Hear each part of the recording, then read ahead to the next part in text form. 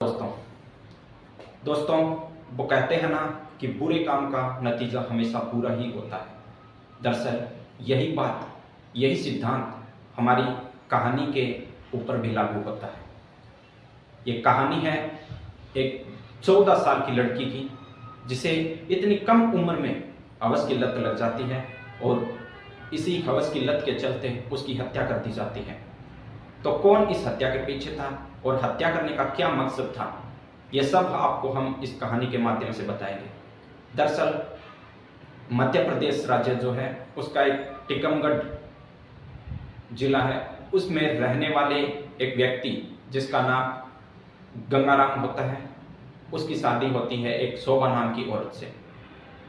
दरअसल ये जो शोभा होती है उसका एक पहले भी शादी की हुई होती है। तो उसका पति जो है, पहला पति, उसकी मृत्यु हो जाती है। इसी के चलते शोभा जो है वो गंगाराम से दूसरी शादी करती है। लेकिन पहले पति से उसे एक लड़की थी जिसका नाम था नीतू। ये कहानी भी आज इसी लड़की की है। और गंगाराम से भी शोभा के 2 बच्चे होते हैं, एक लड़की और एक लड़का। लड़की का नाम होता है आस्था और लड़के का नाम होता है नितिन। नितिन की उम्र लगभग 5 साल और आस्था की उम्र लगभग 4 साल। तो परिवार बड़ा हो चुका था और गंगाराम जो है वो मजदूरी किया करता था।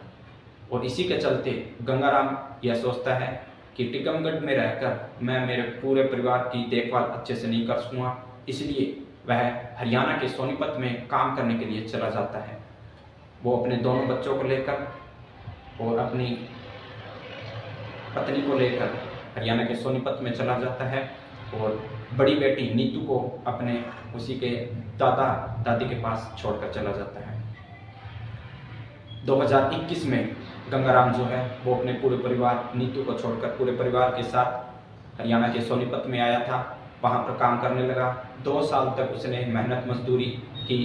इसी बीच गंगाराम की पत्नी शोभा भी उसका हाथ बंटा दिया करती थी, जिसके चलते अच्छा खासा गुजारा गंगाराम का होने लगा था और उसकी पढ़ाई लिखाई, बच्चों की पढ़ाई लिखाई का खर्चा भी आसानी से दोनों पति पत्नी उठा लेते थे। इसी बीच 2 साल बीत जाते हैं और गंगाराम और शोभा जो है वो आपस में बात करते हैं कि क्यों ना अब हमें बड़ी बेटी नीतू को भी यहाँ बुला लेना चाहिए, ताकि वो भी घर का अच्छा काम कर सके और हम दोनों बाहर मजदूरी करने जा सकें। तो 2023 में जो है वो नीतू को यहाँ पर बुला लेते हैं हरियाणा के सोनीपत में।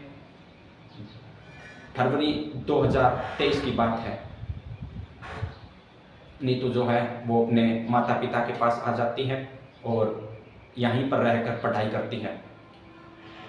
जैसे जैसे दिन गुजरते हैं, महीने गुजरते हैं, नीतू अपने घर का काम किया, सुबह घर का काम किया करती थी और उसके बाद स्कूल को चली जाती थी।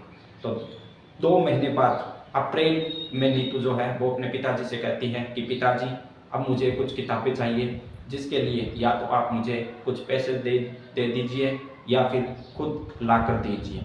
इसी बीच नीतू के पिता जो है वो नीतू के सर पर हाथ रखते हुए कहते हैं कि बेटी आज शाम तक तुम्हारी माता को मैं, तुम्हारी मम्मी को मैं पैसे देकर भेज दूंगा और वो साथ में बाजार से आते हुए तुम्हें किताबें ला कर दे देगी। तो गंगाराम यह कहकर अपने काम पर चला जाता है और शाम को जब काम से लौटते वक्त उसकी पत्नी को गंगाराम जो है कुछ पैसे दे देता है और गंगाराम की पत्नी जल्दी मजदूरी किया करती थी, वहाँ पर अपना काम निपटाकर घर के लिए रवाना हो जाती है बाजार से कुछ किताबें खरीद कर। तो दोस्तों इसी कहानी का दूसरा पार्ट हम आपको कल बताएंगे,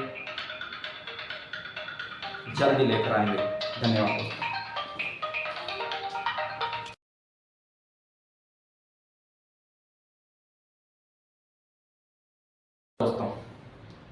दोस्तों वो कहते हैं ना कि बुरे काम का नतीजा हमेशा बुरा ही होता है। दरअसल यही सिद्धांत हमारी कहानी के ऊपर भी लागू होता है।